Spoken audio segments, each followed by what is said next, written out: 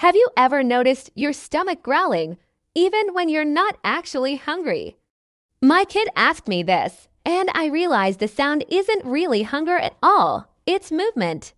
Your stomach and intestines are always gently squeezing and pushing food, liquid, and air through the digestive system. This natural motion is called peristalsis. When the stomach is empty, there's more air inside. So those same quiet movements become much louder. That's why growling often happens between meals, not only when the body needs food. So the sound doesn't always mean feed me now. Sometimes it's simply a reminder that even when we're not thinking about it, the body is still working quietly in the background.